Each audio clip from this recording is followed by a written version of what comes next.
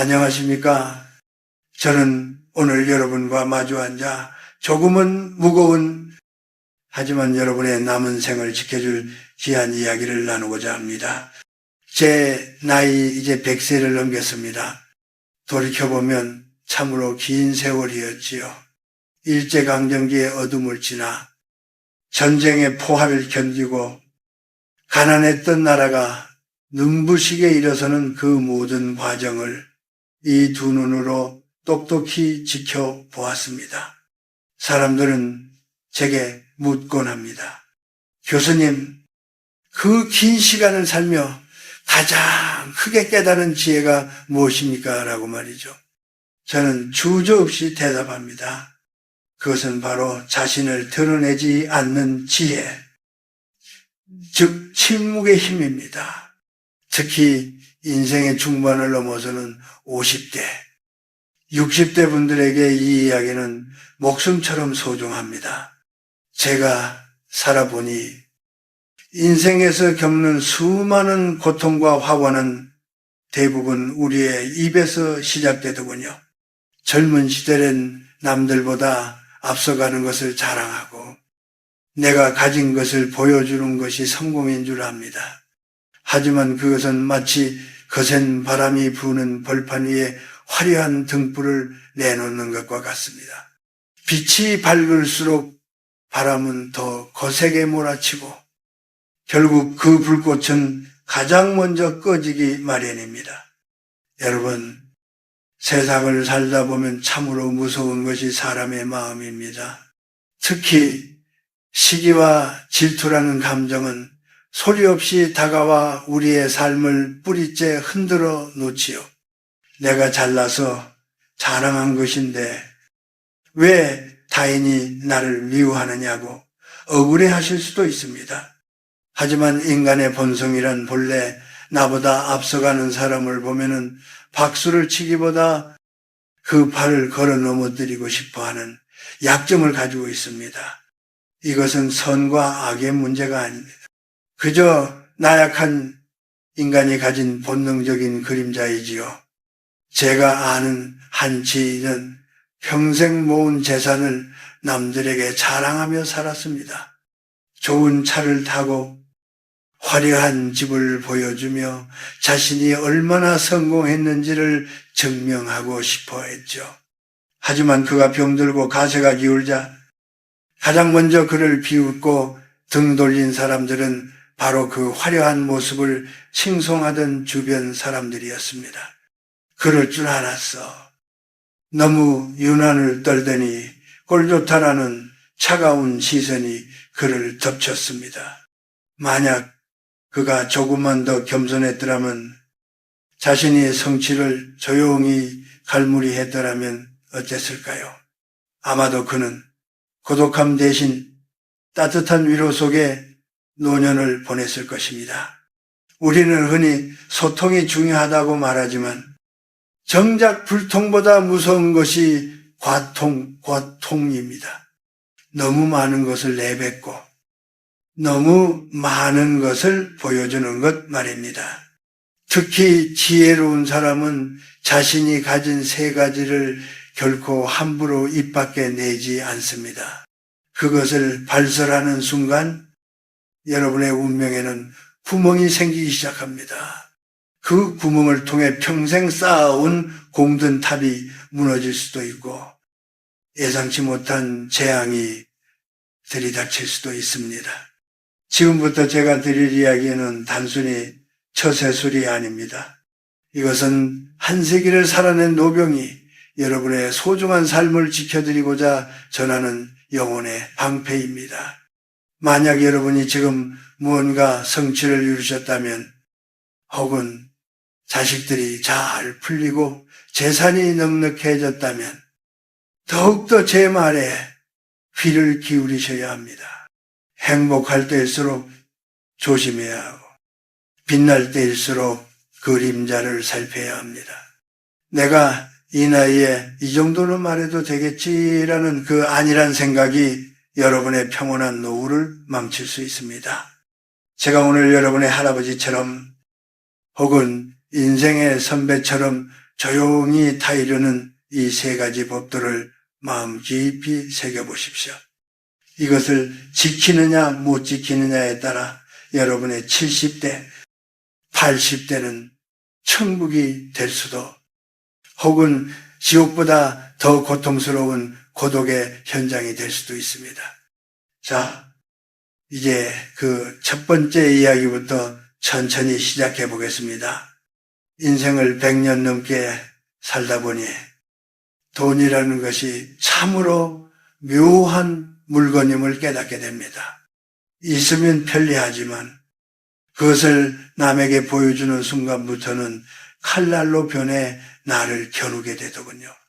제가 살아오며 본 수많은 비극 중 가장 안타까운 것은 평생 땀 흘려 일궈온 재산이 오히려 독이 되어 돌아오는 경우였습니다.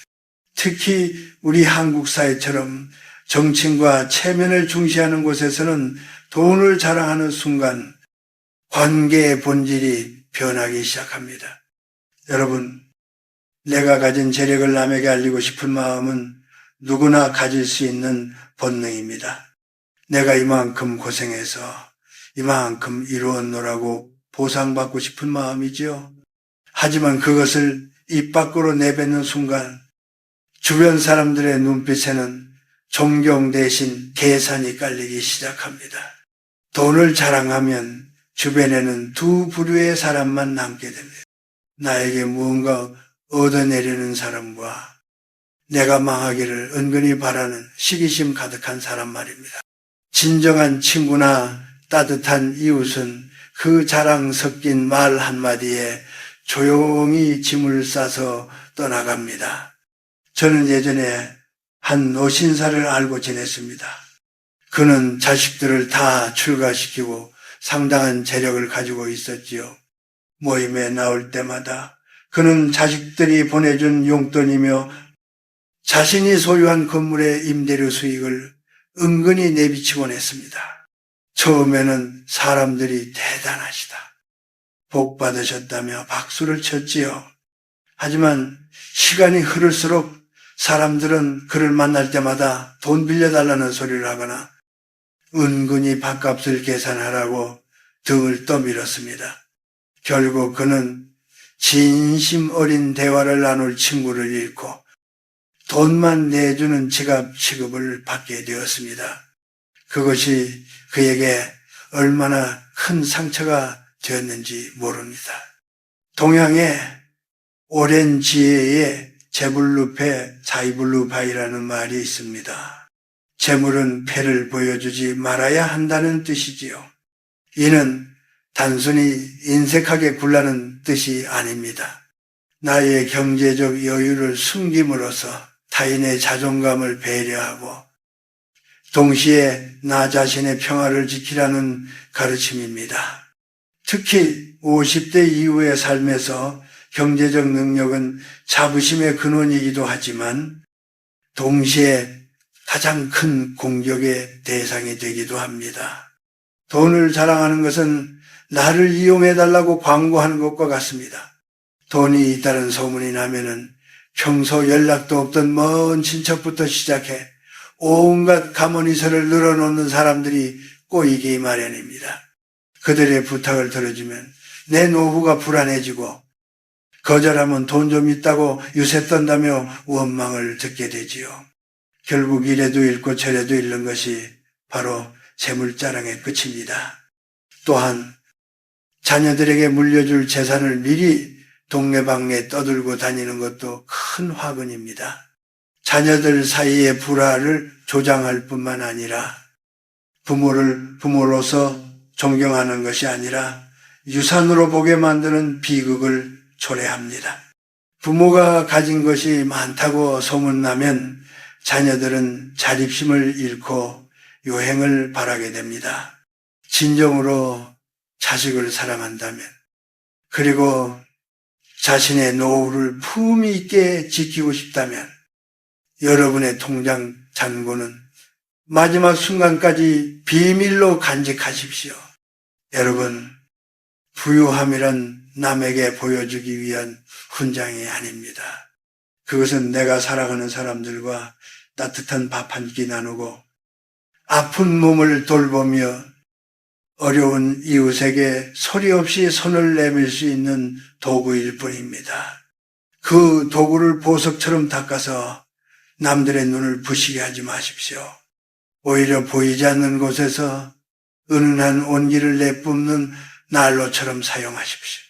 남들이 여러분을 볼 때 저 사람은 참 검소하고 인품이 훌륭하다고 느끼게 하되 그 뒤에 숨겨진 재력은 결코 짐작조차 할 수 없게 만드는 것.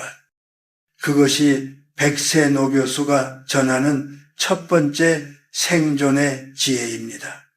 텅 빈 수레가 요란한 벌입니다.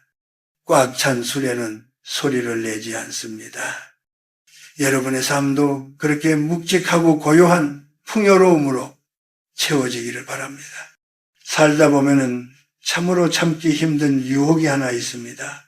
바로 내가 남보다 똑똑하다는 것을 증명하고 싶어 하는 마음, 그리고 내가 옳다는 것을 확인받고 싶어 하는 욕망입니다. 특히 배움이 깊고 사회적 지위가 있었던 분들일수록 이 함정에 빠지기 쉽지요. 하지만 제가 한 세기를 살아오며 깨달은 명백한 사실 하나는 자신의 지적 우월함을 뽐내는 순간 주변의 모든 문이 닫히기 시작한다는 것입니다. 사람들은 흔히 똑똑한 사람이 성공하고 존경받을 거라 믿지만 사실 세상이 정말로 아끼는 사람은 똑똑하지만 그 영리함을 숨길 줄 아는 사람입니다. 제가 대학에서 수많은 제자를 가르치고 학문을 닦으며 느낀 점이 무엇인지 아십니까? 정말 깊은 지혜를 가진 사람은 결코 남을 가르치려 들지 않는다는 사실입니다. 누군가를 가르치려 드는 순간 관계에는 보이지 않는 수직적인 벽이 생깁니다. 상대방은 겉으로는 고개를 끄덕일지 몰라도 속으로는 잘난 척 좀 그만하지라며 마음에 빗장을 걸어 잠깁니다. 특히 50대, 60대 이후에 친구나 지인들 사이에서 내가 해봐서 아는데 그건 네가 틀렸어라는 말을 습관적으로 하는 분들이 계십니다. 본인은 진심으로 상대가 잘 되기를 바라는 마음에서 조언한다고 생각하겠지만 듣는 사람 입장에서 그것은 조언이 아니라 폭력이 될 수도 있습니다. 상대방의 경험과 생각을 존중하지 않는 태도는 그 사람의 존재 자체를 무시하는 것과 같기 때문입니다. 논쟁에서 이겨서 얻는 것은 찰나의 승리감 뿐이지만 그 대가로 잃는 것은 그 사람의 진심 어린 마음입니다. 성경에도 교만은 패망의 선봉이란 말이 있고 우리 옛 선조들도 빈 수레가 요란하다고 하셨지요. 지적 과시는 타인에게 열등감을 심어주고 그 열등감은 곧 시기와 질투로 변합니다. 저 사람은 다 좋은데 말이 너무 많아. 자기만 옳다고 우겨서 피곤해라는 평가를 듣기 시작하면 그 사람은 사회적으로 고립되기 시작합니다. 아무리 옳은 소리를 해도 들어주는 이가 없다면 그 지식은 죽은 지식에 불과합니다. 저는 예전에 한 동료 교수를 기억합니다. 그는 누구보다 해박한 지식을 가졌고 토론할 때마다 한치의 오차도 없이 상대의 오류를 짚어냈습니다. 그는 자신이 항상 승리한다고 믿었지만 정작 모임이 끝나고 나면 사람들은 그를 피해 다른 곳으로 자리를 옮기곤 했습니다. 결국 그는 가장 똑똑했지만 가장 외로운 노년을 보내야 했습니다. 반면 말수가 적고 항상 그럴 수도 있겠군. 자네에게 한 수 배웠네라며 자신을 낮추던 분은 주변에 항상 사람이 끊이지 않았습니다. 진정한 명민함은 타인의 어리석음을 지적하는 데 쓰이는 것이 아니라 타인의 실수를 감싸주고 모르는 척 넘어가는데 써야 합니다. 그것이 바로 함축 한시의 미학입니다. 내가 100을 알고 있어도 상대 앞에서 10만 내보이는 겸손함, 그것이 상대를 편안하게 하고 나를 지키는 가장 강력한 무기가 됩니다. 나이가 들수록 우리는 정답을 말하는 사람이 아니라 질문을 던지는 사람이 되어야 합니다. 당신 생각은 어떠한가? 그 부분은 내가 미처 몰랐네 라고 말할 수 있는 용기가 필요합니다. 내가 틀릴 수도 있다는 가능성을 열어두는 순간 비로소 타인의 삶이 내 안으로 들어올 수 있습니다. 여러분의 영리함을 칼날처럼 갈아 나물 베는 데 쓰지 마십시오. 대신 그 영리함을 등불처럼 만들어 타인의 길을 비추는 데 사용하십시오. 기억하십시오. 세상에서 가장 어리석은 사람은 자신이 가장 똑똑하다고 믿는 사람입니다. 반대로 세상에서 가장 지혜로운 사람은 자신이 얼마나 모르는 것이 많은지를 아는 사람입니다. 여러분의 옳음을 증명하려 애쓰지 마십시오.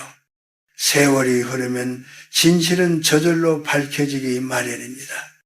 그저 묵묵히 자신을 낮추며 경청하는 자세야말로 노년의 품격을 완성하는 두 번째 열쇠입니다. 부모가 되어 자식이 잘 되는 것만큼 기쁘고 벅찬 일이 또 어디 있겠습니까?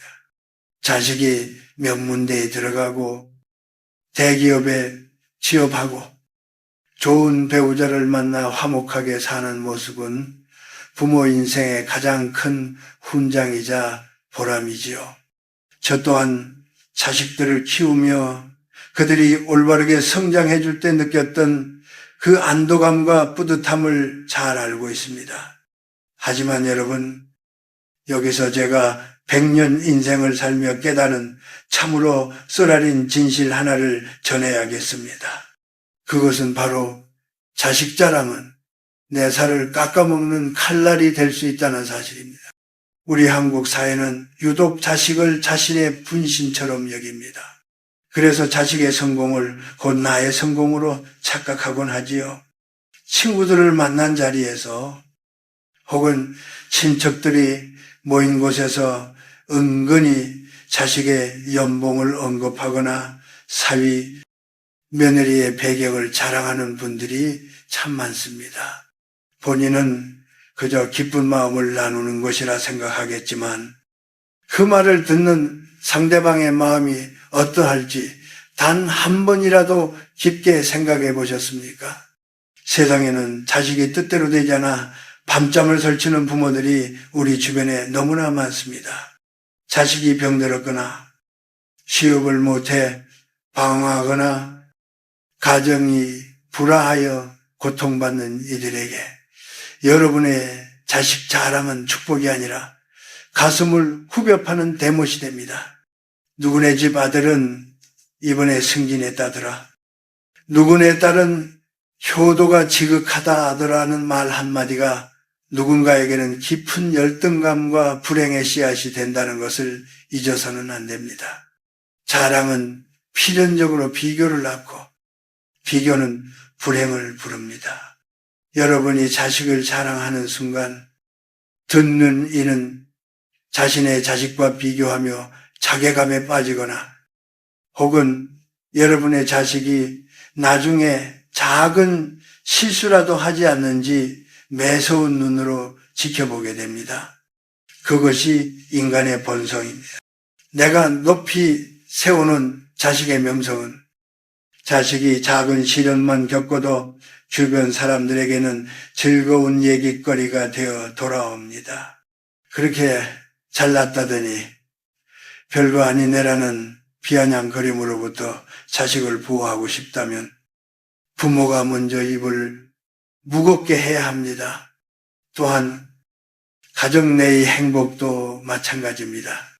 부부 사이가 얼마나 좋은지, 얼마나 평화로운지를 남들에게 과시할 필요가 없습니다.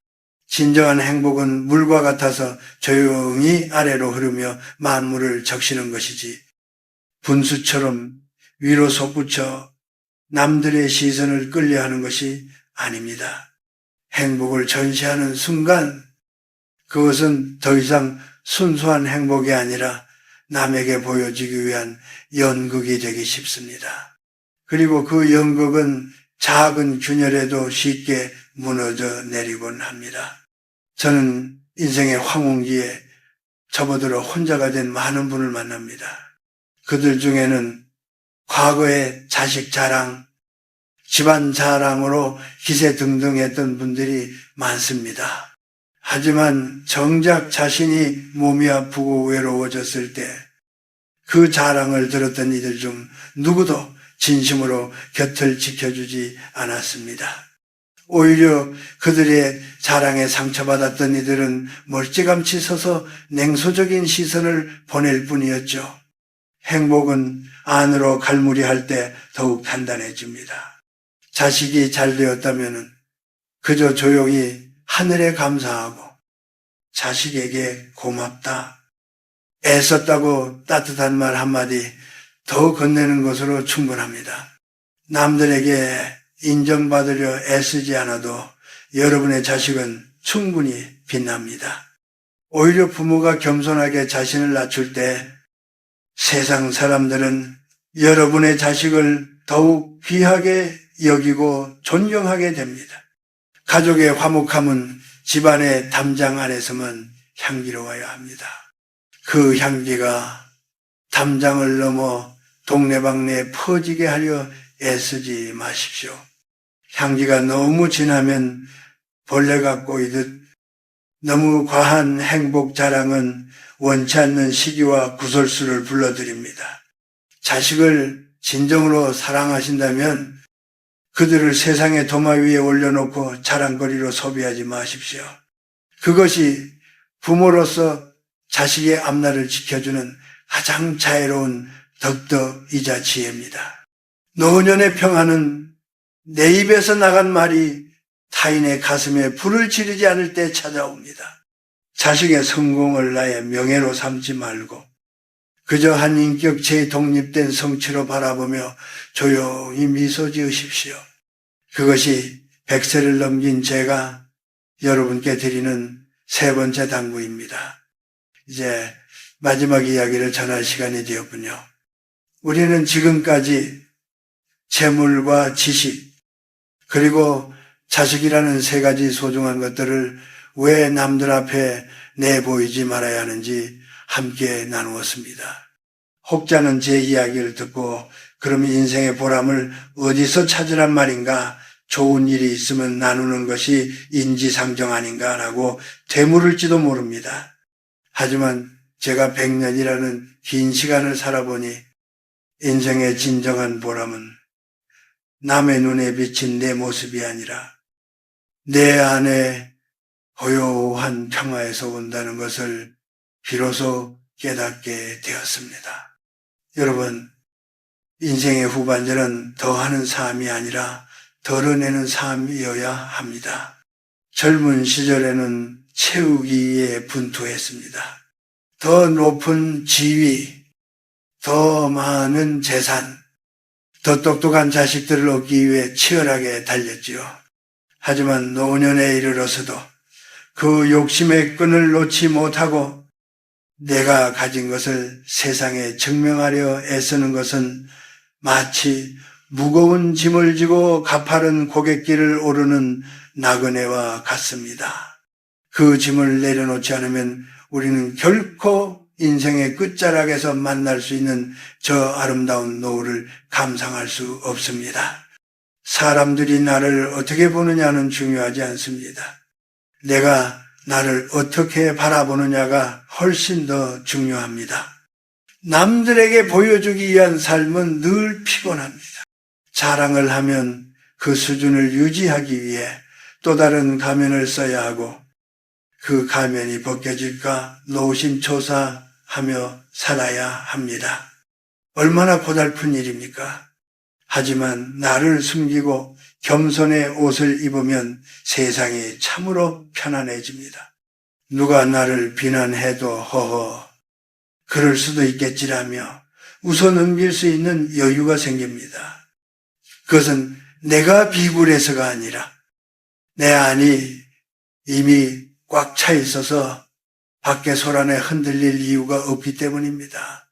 만약 누군가 여러분을 모욕하거나 무시하거든 그저 조용히 미소 지으십시오. 대거리하며 나의 옳음을 증명하려 드는 순간 여러분은 상대방과 똑같은 수준으로 내려가는 것입니다. 백세 노인의 눈으로 보니 세상의 그 어떤 다툼도 흐르는 강물 위의 거품과 같더군요. 잠시 머물다 사라질 것들의 마음을 쏟지 마십시오. 대신 그 에너지를 나 자신을 돌보고 내 곁에 소중한 사람들과 조용히 온기를 나누는 데 쓰십시오. 이제 여러분께 제안합니다. 오늘부터는 나의 자랑거리를 하나씩 지어보십시오. 통장 잔고 대신 내 마음에 너그러움을 늘리시고 지식의 잣대 대신 경청의 귀를 여십시오. 자식의 성공을 동네방네 알리는 대신 자식의 고단한 어깨를 한 번 더 안아주십시오. 그것이 바로 품격 있는 노후이며 진정한 어른의 길입니다. 죽음이라는 마지막 관문을 향해 나아갈 때 우리가 가져갈 수 있는 것은 통장의 잔고도 세상의 명예도 아닙니다. 오직 내가 타인에게 베풀었던 따뜻한 눈빛 그리고 스스로 지켜온 고요한 영혼뿐입니다. 제가 살아보니 그렇더군요. 많이 가진 사람보다 많이 비운 사람이 더 환하게 웃으며 떠납니다. 인생은 짧다면 짧고 길다면 긴 여행입니다. 이 여행의 끝에서 참 잘 살았다고 스스로 말할 수 있으려면은 지금부터라도 입은 닫고 마음은 넓히는 연습을 해야 합니다. 시기와 질투의 화살로부터 자신을 지키고 타인의 아픔을 어루만질 수 있는 넉넉한 그늘을 가진 노년이 되십시오. 오늘 제 이야기가 여러분의 가슴 속에 작은 평화의 씨앗이 되었기를 바랍니다. 비워진 그 자리에 비로소 하늘의 평온함이 깃들 것입니다. 여러분 모두가 남은 생을 타인의 시선에서 자유롭게 오직 나만의 진실한 행복으로 채워나가시길 간절히 소망합니다. 100년의 세월을 지나온 이 노병이 여러분의 안녕을 위해 기도하겠습니다. 부디 평안하십시오. 감사합니다.